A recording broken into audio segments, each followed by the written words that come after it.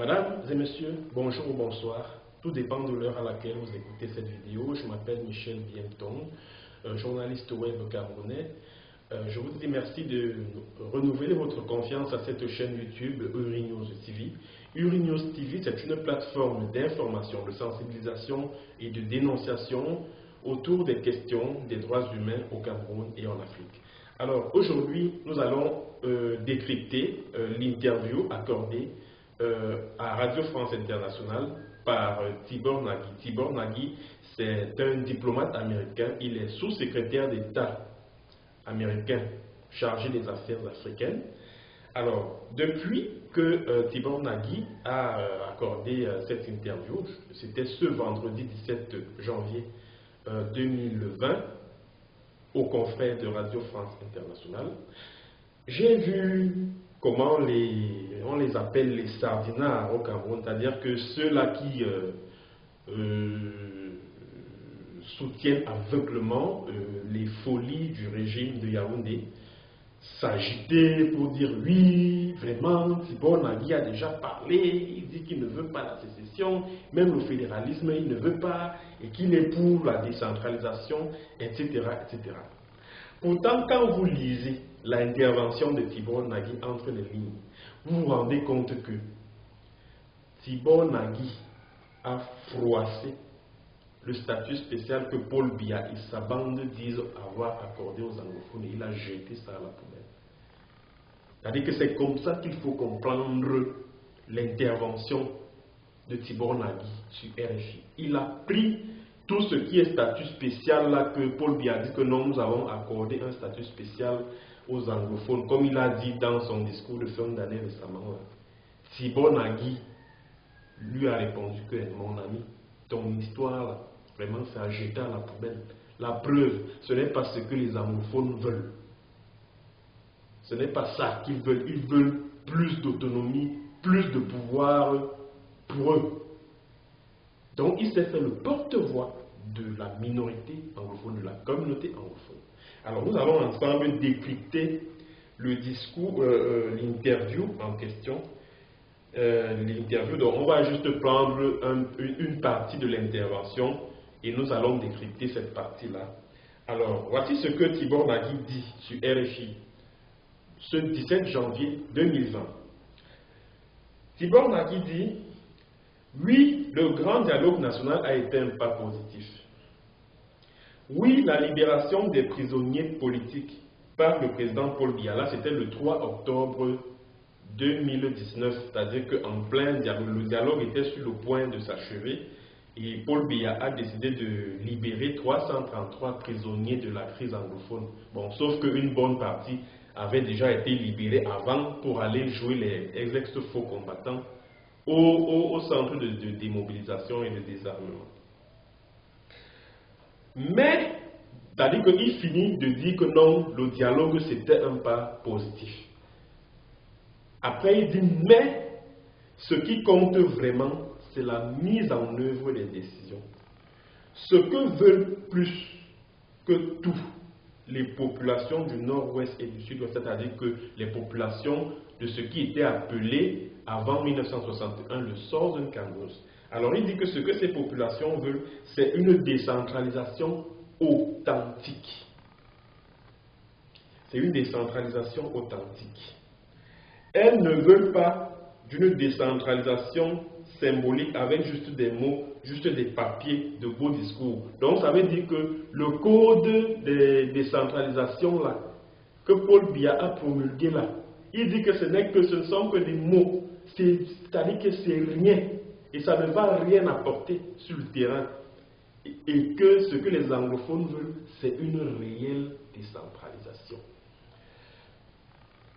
Malheureusement, ça c'est, il continue, Tibor Nagy, en disant, malheureusement, chaque jour qui passe, de plus en plus de personnes dans cette région sont tentées par la solution d'avoir leur propre pays. Rien que pour l'avoir évoqué, ça veut déjà dire quelque chose.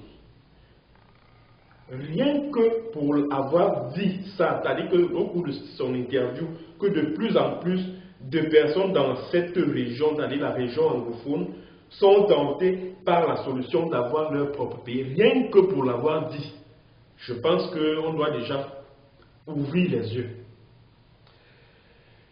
Pour les États-Unis, c'est une mauvaise solution, car le Cameroun est un seul pays avec deux systèmes. Je ne sais pas si vous voyez. Il dit que le fait pour les anglophones de revendiquer un État à eux seuls n'est pas la solution. Et là, on ne pouvait pas s'attendre à ce qu'ils disent le contraire. Parce que vous savez, les États-Unis entretiennent une coopération, une relation bilatérale avec le Cameroun. Parce que le fait, ils ne pouvaient pas dire que la séparation, si vous voulez, le rétablissement du Southern Cameroun comme État est la meilleure solution. Ça aurait provoqué un incident diplomatique.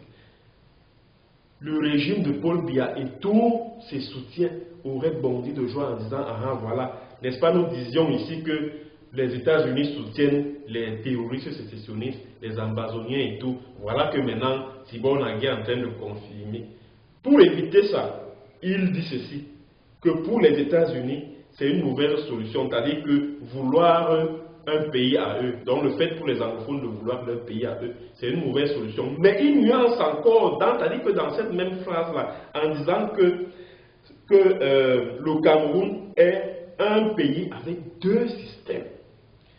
Alors il poursuit, mais il faut une réelle décentralisation. La clé, c'est la mise en œuvre. C'est ce qui se passe sur le terrain. Vous pouvez avoir des conférences et des conclusions, mais après, qu'est-ce qui va se passer sur le terrain? Quelle proportion du budget de l'État est consacrée à la décentralisation? À quel poste sont placés les élus et les gens nommés? Et s'il y a des postes électifs, est-ce qu'il y aura des gens hiérarchiquement supérieurs qui relèveront d'une nomination du président? Les populations doivent prendre le contrôle de leur propre vie et de leur propre réalité. Vous voyez ce qu'il dit à la fin? Que les populations doivent prendre le contrôle de leur propre vie et de leur propre destin. Après avoir marqué son inquiétude, quand il dit qu'est-ce qui va se passer sur le terrain, quelle proportion du budget de l'État est consacrée à la décentralisation, à quel poste sont placés les élus et les gens nommés, et s'il y a des postes électifs, est-ce qu'il y aura des gens hiérarchiquement supérieurs qui relèveront d'une nomination du président? Donc, c'est-à-dire que les États-Unis marquent leur inquiétude quant à la faisabilité du statut spécial accordé aux anglophones. Dans cette interview-là, qu'est-ce que Tibor Nagy a fait? Il a pris le statut spécial que Paul Biya dit avoir accordé aux anglophones, il a froissé et il l'a jeté à la poubelle. Aussi simple que ça. Donc, vraiment, les grands dialogues nationaux là, le grand dialogue national même qui a été organisé là, il dit que non, c'est une bonne chose. Mais écoute, qu'est-ce que ça donne? Ça a donné quoi? Rien. C'est ce qu'il dit au début là. Mais ce qui compte, c'est la mise en œuvre des décisions. Donc, ça veut dire que,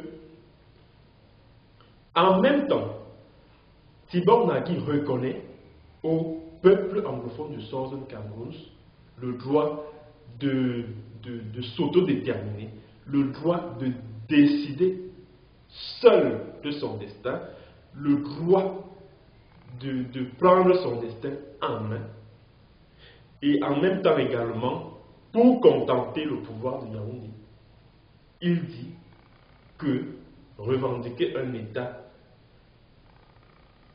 pour les anglophones, ce n'est pas la solution. Ça veut tout simplement dire que cette interview de Tibor Nagy, à travers cette interview que Tibor Nagy a accordée à Radio France Internationale, c'est-à-dire que le sous-secrétaire d'État américain aux affaires africaines mettait la pression sur le pouvoir de Yaoundé. Il leur dit, écoutez, il lui dit à ce pouvoir de Yaoundé là que, écoutez, il faut mettre en place une réelle décentralisation sur le terrain. Parce qu'il est conscient que la décentralisation, le type de décentralisation qui est contenu dans le code de décentralisation, c'est de la gnognotte, c'est du n'importe quoi. Mais maintenant, comme ils savent, comme les Américains savent, que le pouvoir de Yaoundé ne peut pas donner plus que ce qui est contenu dans le code des collectivités territoriales décentralisées, alors ils seront portés à encourager les anglophones à revendiquer l'ambazonie. Voilà, c'est de cette manière-là. C'est ce qui transparaît dans cette interview. C'est-à-dire que si le pouvoir de Yaoundé n'accorde pas une réelle décentralisation aux anglophones, ils seront obligés. C'est-à-dire qu'ils n'auront pas d'autre choix que d'encourager ces anglophones-là à continuer à se battre pour leur indépendance, pour leur État, pour un État à eux. Parce qu'il le dit, quand il dit déjà dans son interview, quand il le dit déjà, que chaque jour qui passe, de plus en plus de personnes dans cette région sont tentées par la solution d'avoir leur propre pays, il dit cela à qui? Il dit cela au pouvoir de Yaoundé, que faites attention, accorder une réelle décentralisation aux gens là, parce que de plus en plus là-bas, les gens sont, c'est-à-dire que la majorité des populations revendiquent déjà un État à elles. Et que si vous ne leur accordez pas une réelle décentralisation, vous serez forcés d'accepter qu'ils aient un État, que les anglophones aient un État à eux. Voilà donc ce qui transparaît dans l'interview accordée par Thibon Nagui, sous-secrétaire d'État américain aux affaires africaines à Radio France Internationale. Bon, j'ai également remarqué que certains de mes frères anglophones là étaient en train de s'inquiéter que vraiment, comment Thibon Nagui peut parler du nord-ouest, sud-ouest, vraiment ceci, comment il peut parler de décentralisation alors que nous rejetons cela. Non, mes chers frères et sœurs, my dear brothers and sisters in Southern Cameroon, moi je vais vous dire ceci. Ne comptez pas sur les États-Unis, ne comptez pas sur la France, ne comptez pas sur l'Angleterre pour vous accorder ce qui vous revient de droit. Parce que, et je le répète ici, ce qui est considéré comme nord-ouest et sud-ouest aujourd'hui est à la base un État indépendant et souverain depuis le 1er octobre 1961. Les États-Unis le savent, la France le sait, l'Angleterre également le sait.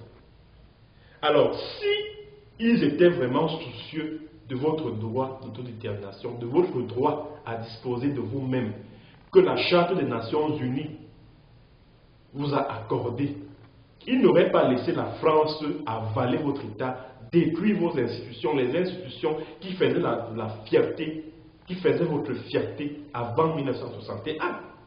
S'ils étaient vraiment soucieux de vous, s'ils n'étaient pas là pour vos ressources, ils n'auraient pas laissé la France vous annexer à travers la République du Cameroun. Donc, toutes ces puissances occidentales que vous voyez là se battent pour leurs intérêts. Alors, vous, par contre, vous avez intérêt à vous battre, à continuer à lutter pour amener ces grandes puissances à comprendre que c'est du sérieux et qu'elles n'ont pas d'autre choix que de vous encourager à être rétabli dans votre droit, à être rétabli dans votre Southern Cameroun. Vous avez compris? Donc c'est à vous, la balle est maintenant dans votre camp. Vous devez continuer à vous battre, à lutter. Parce que c'est la communauté internationale qui vous a privé de votre droit. Et je l'ai dit ici dans une de mes vidéos. Et le rapport de la faculté de droit de la Oxford University, le rapport de 100 pages que la faculté de droit de la Oxford University a transmis, a transmis au Parlement anglais, l'a dit que c'est parce qu'on vous a refusé, c'est parce que l'ONU a écarté l'option de l'indépendance totale, c'est-à-dire qu'a écarté l'indépendance totale comme option de plébiscite en 1951, en octobre 1959. qu'il y a guerre chez vous aujourd'hui. Ils l'ont dit dans leur rapport. Donc ça veut dire qu'ils ont reconnu que vos revendications qui portent sur l'indépendance de votre territoire est légitime.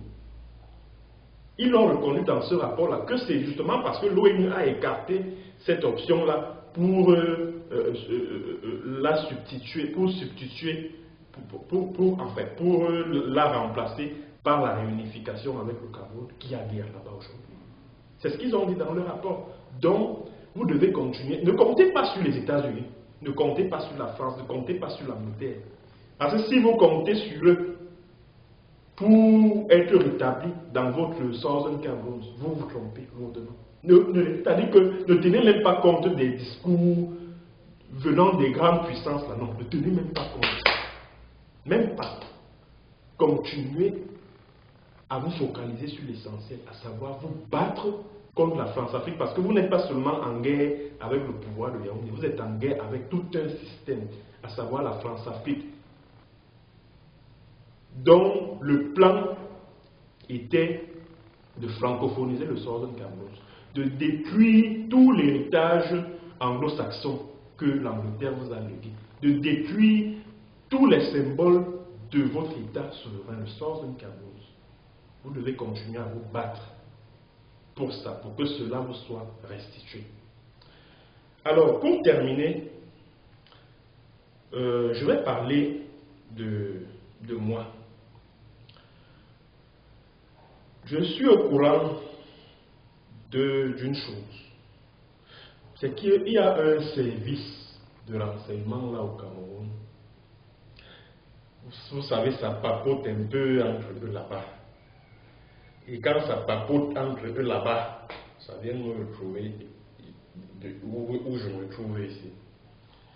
Alors, dans ce service de renseignement, les gens passent le temps à dire que il était ici, il suppliait, ceci, maintenant, on l'a mis en prison ici, maintenant qu'il est là-bas, il est hors du pays, il se met à gueuler, qu'il sache que là où il est là-bas, nous avons des amis là-bas au sein des forces de sécurité ici, nous avons des camarades, ceci, cela. Mais attendez un peu. J'ai l'impression que dans le service de renseignement, là, vous êtes malade dans votre tête là-bas. Ça ne va pas dans votre tête là. Ça ne va vraiment pas dans votre tête. Vous avez eu l'occasion de me condamner, non? Vous avez eu l'occasion de bien ficeler ce que vous avez appelé votre dossier judiciaire. Vous avez eu cette occasion-là. Mais qu'est-ce qui s'est passé? C'est votre propre tribunal militaire, votre propre parquet du tribunal militaire qui vous a foutu dans le ndem. Oui, votre propre parquet a dit que non, mais écoutez, moi, je veux encore le temps, parce que je ne suis pas prêt. Pour vous, qu'est-ce que ça signifie? Qu'il n'y avait rien dans le dossier et que tout était complètement arbitraire. Tout était arbitraire. Et maintenant, vous passez votre temps à dire, ceci, il a communiqué avec les sécessionnistes, ceci. Je dois communiquer donc avec qui? Je dois communiquer avec vous, ces assassins de Yaoundé là, ces génocidaires. C'est avec vous donc que je dois communiquer. S'il y a des personnes avec qui on doit communiquer, c'est bel et bien le peuple anglophone du Southern Cameroun, parce qu'ils sont en posture de légitime défense. Ah oui, ils sont en posture de légitime défense. Attends, donc vous voulez que vous allez dans leur village, vous commencez à brûler les maisons, à massacrer leur famille, et ils doivent rester là les bras croisés. Vous regardez, ils doivent vous résister, monsieur. Et c'est ce que je leur avais dit. Je lui ai dit, vraiment, ceci, il a avoué qu'elle est ceci, cela, machin, truc. N'importe quoi. Vous n'avez même pas honte. Vous n'avez même pas honte. Vous êtes embusqué dans les groupes WhatsApp des ambazoniens. Vous tombez sur un message de Bienton au peuple. Vous commencez à trembler. Ben dis donc. Je comprends pourquoi les jeunes anglophones avec des fusils de chasse vous font autant peur, vous tuent là-bas comme des mouches, vous n'avez même pas honte. Tomber sur un nous dit que vraiment, moi je suis journaliste, ce n'est que ce que je sais faire. Est-ce que dans toutes les fouilles que vous avez effectuées, vous êtes tombé sur une communication avec un général séparatiste? Non. Est-ce que vous êtes tombé sur une évidence de ma participation à l'achat des armes en zone anglophone? Non. Est-ce que vous êtes tombé sur une preuve que j'ai l'habitude de fournir les armes aux Ambaboys? Non. Je n'ai fait que user de ce que j'ai, à savoir la parole, le droit de donner mon opinion. C'est tout. C'est tout. Qui suis-je? Qui suis-je pour demander à des gens qui ont déjà pris les armes que, écoutez, fais ceci, fais cela? Qui suis-je? Qu'est-ce que je suis dans leur organisation politico-militaire? Qu'est-ce que je suis? Qu'est-ce que je représente? Qu'est-ce que je représente? Passer le temps à dire qu'il a fait ceci, il a communiqué avec tel, etc. Vous n'avez même pas honte. Vous êtes des idiots, des tribaux contemporains, des imbéciles. Dans votre service de renseignement à Yaoundé là, je ne vais pas citer le nom, vous allez vous reconnaître. Vous allez vous reconnaître. Des animaux comme ça, vous n'avez même pas honte. Vous n'avez pas honte. Au lieu d'aller, voilà Fima Chal qui vous insulte là tous les jours, que pédé. Pourquoi vous n'allez pas le prendre? Dit que vous en a des camarades ici et tout ça là. Mais on s'en fout de ça. On s'en torche le cul, voyons. Vous avez des camarades ici, des amis ici et tout ça, et au sein des forces de sécurité ici, et puis quoi? Et puis quoi? Et puis quoi? Attends, donc vous pensez que quelqu'un va risquer son grade, sa réputation même, juste pour faire plaisir à un de ses amis qui est au Cameroun et qui recherche un journaliste qui se trouve ici. Donc il va risquer sa réputation, son grade, juste pour faire plaisir à un ami au Cameroun, dans une république bananière, à un voyou qui est au Cameroun là. N'est-ce pas? Donc il va risquer sa réputation, il va même risquer son grade, il va risquer son poste, juste parce qu'on recherche un journaliste camerounais qui est ici. N'est-ce pas? Donc vous avez espoir que ces gens-là, dont vous dites qu'ils sont vos amis, vont répondre favorablement à vos sollicitations. Mais vous êtes des malades, hein? Ça ne va pas dans votre tête. Vous êtes malades. Et que vous avez des camarades ici, vous avez des amis ici, et puis quoi? Et puis quoi? Et puis quoi? Et puis quoi? Vous êtes allé fabriquer, hier on a entendu, machin, truc, un rapport d'enquête de sécurité bidon écrit en un français, en un niveau de langue française archi nul. Et vous n'avez même, vous continuez à vous vanter. Continuez à vous vanter. Et vraiment, il a avoué, oh ceci, cela, machin, truc. Vous continuez à assumer vos bêtises là. Fièrement, vous n'avez même pas honte. Qui allait assumer le rapport? Qui allait assumer ça? Ou c'est enquête de sécurité ou whatever? Qui allait assumer ça? Moi, bientôt. Le chiffon là, écrit en un français aussi nul, qui allait assumer ça? Qui allait assumer ça? Il y a un machin, il faisait l'apologie du terrorisme. Lisez votre loi antiterroriste, article 8, sur ce que c'est que l'apologie du terrorisme. S'il y a quelqu'un qui terrorise en zone anglophone, c'est bel et bien vous, ces voyous. C'est vous. C'est vous qui allez là-bas massacrer les gens, comme vous avez fait à Bangem il y a quelques jours là. Vous avez envoyé les hélicoptères là-bas pour larguer les bombes et ça a tué des dizaines de civils là-bas. C'est vous qui terrorisez la population là-bas. Ces mamans, ces hommes, ces femmes, ces enfants qui se retrouvent au Nigeria, posez-leur la question de savoir qui est-ce qu'ils ont fui. Ce ne sont pas leurs frères qui ont pris les armes de chasse là, non, c'est vous. C'est vous, ces terroristes. Et voyous, c'est vous.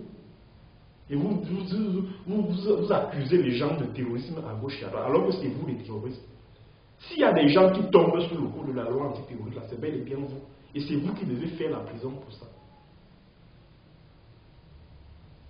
On a des amis là-bas, on a des copains. Venez donc ici. Venez donc ici, là, je vous attends ici. Venez ici. On a des amis là-bas, oh, ceci, cela. Et vous avez des amis ici, et puis quoi? Vous avez des amis ici, et puis quoi? Je vais vous raconter un truc. Ici, ce n'est pas comme chez vous au Cameroun. Il y a un activiste ici.